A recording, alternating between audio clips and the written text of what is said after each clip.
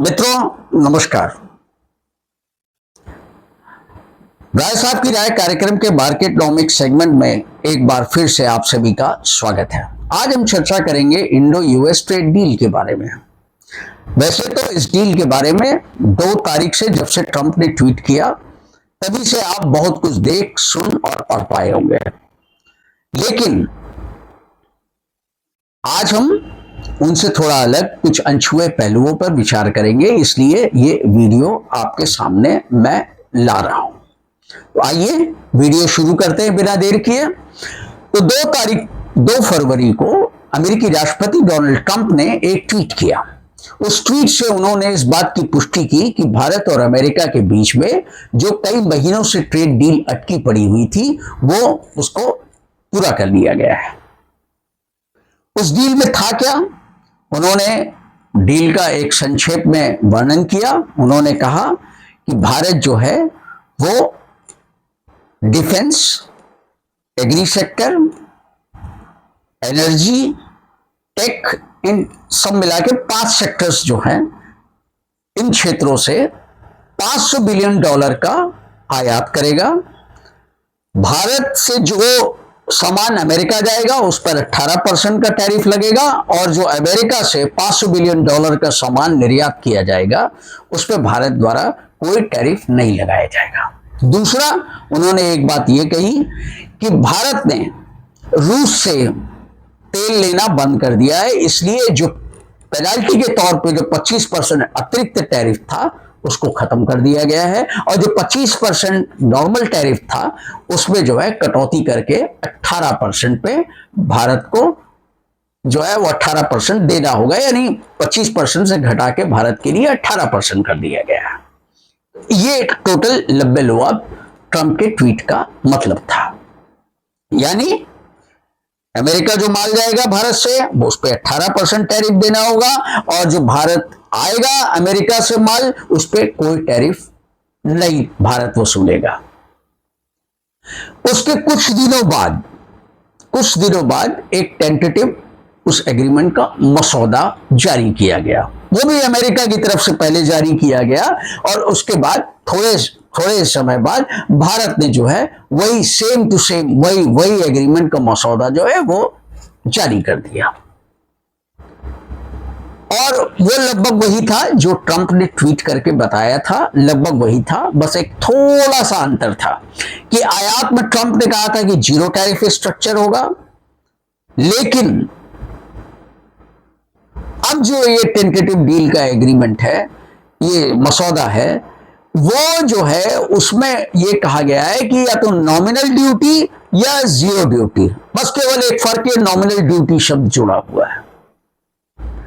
दूसरी चीज, इस समझौते के तहत भारत को हर साल, पहले कंफ्यूजन था कि $500 बिलियन जो भारत आयात करेगा अमेरिका से सामान, इन 5 सेक्टर से, डिफेंस, एग्री, टेक, ये सब जो है वो एनर्जी, तो वो क्या एक साल में $500 बिलियन होगा या कई सालों में, या एक कोई लंबा टाइम फ्रेम है? लेकिन नहीं, ये इस टेंटेटिव जो मसौदा है इसके मुताबिक हर साल भारत को $100 बिलियन का आयात करना पड़ेगा, वो भी या तो 0 टैरिफ पे या नॉमिनल ड्यूटी के साथ।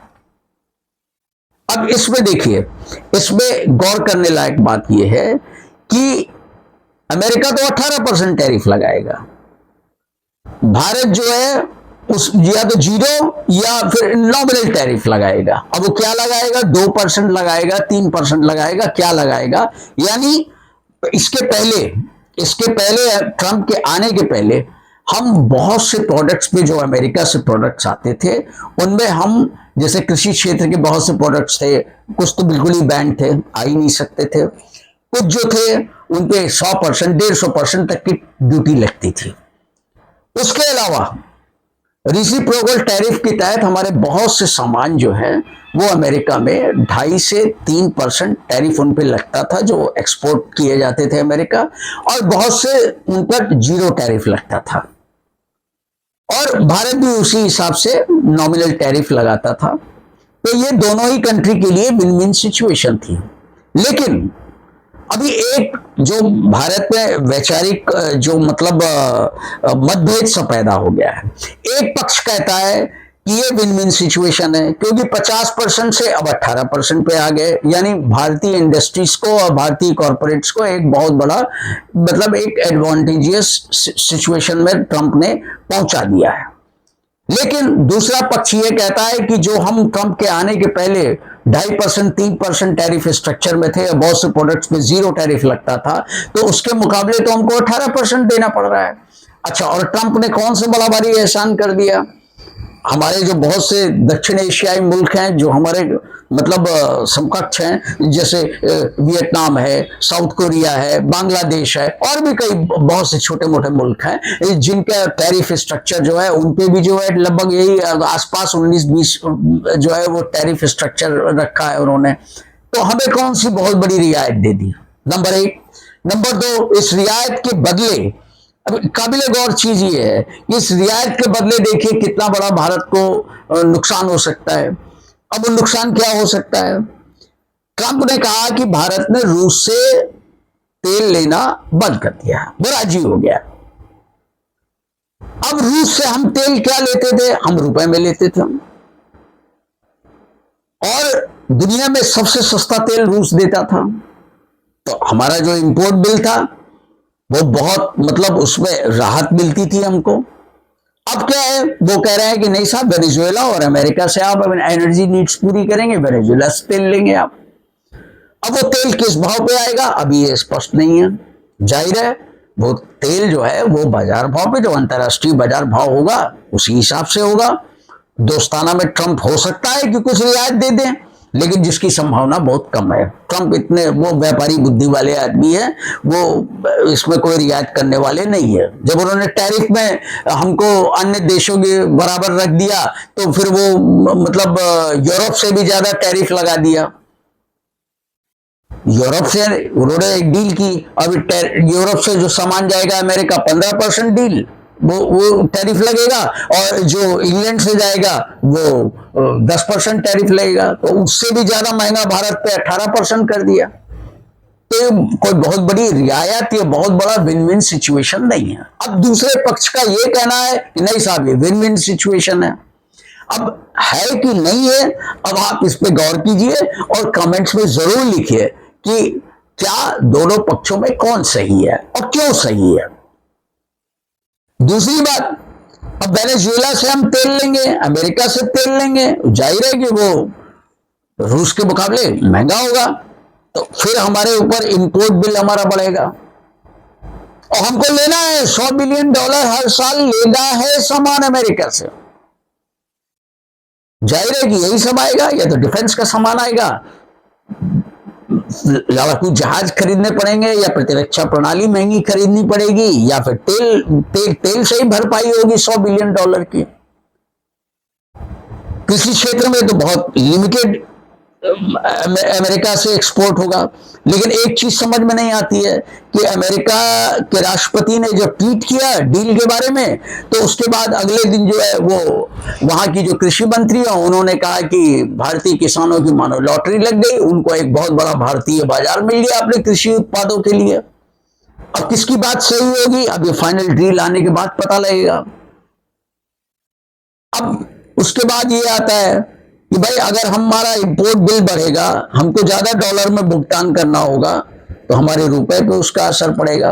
रुपया कमजोर होगा तो विदेशी संस्थागत निवेशकों को जो है वो खराब लगेगा, वो सस्टेन बाइंग यहाँ पे या इन्वेस्टमेंट नहीं कर पाएंगे, वो और भागने की फिराक में होंगे कि जो नफा नुकसान देखते हुए अगर फायदे में है, थोड़ा बहुत भी फायदा है या थोड़ा बहुत नुकसान है, तो चलो भाई भाग निकलो यहां से। तो ये एक बड़ी मतलब डाइसी सिचुएशन पैदा हो गई है। अब केवल एक ही चारा है कि हमें ड्यूटी में भी नुकसान होगा, 500 बिलियन का हम आयात करेंगे, ड्यूटी हमें जो एक्सचेकर को मिलनी चाहिए वो उतनी नहीं मिल पाएगी, नंबर 1। नंबर 2, हमारा माल जो है वो एक्सपोर्ट होगा, हमारी कंपनियों के लिए जो है मार्जिन प्रोटेक्ट करना, ईपीएस ग्रोथ में वृद्धि करना, तो वो एक बहुत बड़ी दिक्कत का काम उनके लिए हो जाएगा। टेक्नोलॉजिकली लागत की दृष्टि से भारतीय कंपनियां या भारतीय इंडस्ट्री जो है अभी उतनी कॉम्पिटिटिव नहीं है आज की डेट में। अचानक ही सब कुछ हुआ, क्योंकि ट्रम्प के पहले तो ऐसा टैरिफ स्ट्रक्चर था नहीं, बहुत सुगम टैरिफ स्ट्रक्चर था। अब अचानक जो है उसमें कई गुना वृद्धि हो गई, तो वो अभी तैयार होने में, उसके लिए पूरी तैयारी करने में थोड़ा वक्त लगेगा। तो अब इसके लिए थोड़ा हमको वेट करना पड़ेगा, 2-3 क्वार्टर्स की कॉर्पोरेट अर्निंग्स देखनी पड़ेगी। डील जो है उम्मीद की जा रही है कि मार्च में शायद पूरा इसको फाइनल रूपरेखा दे दी जाएगी और राष्ट्र प्रमुखों के हस्ताक्षर भी हो जाएंगे, तब डील फाइनल हो जाएगी। उसके बाद एक एक चीज डिटेल में हमको जो है फाइनल पॉइंट्स जो है हमारे सामने होंगे। लेकिन फिलहाल आज के समय में मतलब हम तेल के मामले में थोड़ा डिसएडवांटेजियस सिचुएशन में ट्रम्प साहब ने पहुंचा दिया। उसके अलावा हमारा जो ट्रेड सरप्लस वाली स्थिति अमेरिका के साथ व्यापार में जो हमारी है, उसको पूरा करने के लिए बहुत बड़ा चैलेंज खड़ा कर दिया। तीसरा जो है हमारे इंपोर्ट बिल को बढ़ाने में जो है उन्होंने मतलब बहुत बड़ी एक कैटलिसिस का काम किया। और तीसरा जो है हमारे लिए एक और समस्या पैदा कर दी कि वो रूस से तेल भारत ले रहा है कि नहीं ले रहा है, वो वहां कई मंत्री जो है वो निगरानी रखेंगे, और अगर पता लगा तो फिर 25% की टैरिफ लगा दी जाएगी। तो ये एक धमकी भरी चीज ये टेंटेटिव एग्रीमेंट में भी उन्होंने जोड़ दी है। तो अब अगर मान लीजिए लेता है तो फिर 25% का एक्स्ट्रा टैरिफ झेलिए। तो अब ये कुल मिलाकर के सिचुएशन जो है बहुत डाइसी है। और अभी जो मौजूदा टेंटेटिव एग्रीमेंट है या जो ट्रंप ने ट्वीट किया है या जो उनके मंत्रियों ने ट्वीट किया है, उनसे तो यही लगता है कि अमेरिका ने अपना फायदा ज्यादा देखा, भारत के फायदे को उन्होंने इग्नोर किया। लगता तो ऐसे ही है।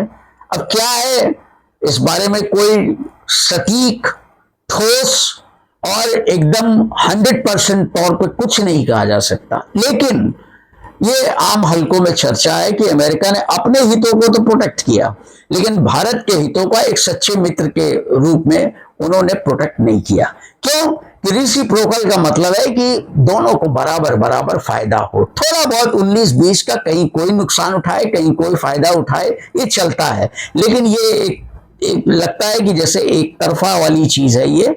लेकिन अब देखना ये है कि आगे फाइनल मसौदा क्या होता है। लेकिन एक चीज ये है कि टेंटेटिव डील के मुताबिक किसानों के लिए मतलब पूरी तरह दरवाजे खुले नहीं दिखाई देते हैं। बहुत लिमिटेड प्रोडक्ट्स हैं, जो उनमें से बहुत से प्रोडक्ट्स पहले भी इंपोर्ट होते थे, आज भी इंपोर्ट होते हैं, तो वो कोई बड़ी बात नहीं है। लेकिन अब फाइनल डील में क्या होता है, क्या क्या चीज खुलती है कृषि क्षेत्र में अमेरिका के लिए, अब ये तो देखने वाली बात होगी, समय बताएगा। तो इसलिए मतलब जो कुछ भी है वो अभी तस्वीर पूरी तरह क्लियर होगी। लेकिन जो कुछ भी है वर्तमान में, मौजूदा समय में, वो अमेरिका के लिए थोड़ा ये मतलब फायदेमंद ज्यादा है। भारत के लिए थोड़ी नई चुनौतियां पैदा होंगी इससे, इसमें कोई दो राय नहीं। तो आज इतना ही, और वीडियो मैं खत्म करूं उसके पहले जो है आपसे एक आग्रह है कि आप लोग जिन लोगों ने मेरा चैनल सब्सक्राइब नहीं किया है, अगर वीडियो अच्छा लगता हो तो कृपया वीडियो को सब्सक्राइब कीजिए और बेल आइकन ऑल नोटिफिकेशन पे क्लिक कीजिए। लाइक डिसलाइक जरूर अपना बताइए, अगर पसंद आया हो तो लाइक दीजिए, नहीं पसंद आया तो डिसलाइक भी कीजिए, और अपने व्यूज जरूर दीजिए। मित्रों, आप लोग व्यूज नहीं देते हैं, आप व्यूज दीजिए। अच्छा लगा तो वो भी बोलिए, कहीं कमी हो तो वो भी बताइए, ताकि हम वीडियो की क्वालिटी को सुधार सकें। और जो भी आप कंटेंट चाहते हैं जैसा, तो हम वैसा बनाने की कोशिश करेंगे। और अगर आप तारीफ करेंगे, आप संतुष्ट हैं, बढ़िया है, आप हमारे हौसला अफजाई करेंगे, हमको और बढ़िया वीडियो बनाने में मदद मिलेगी। तो आज इतना ही, अगले वीडियो तक नमस्कार, जय हिंद।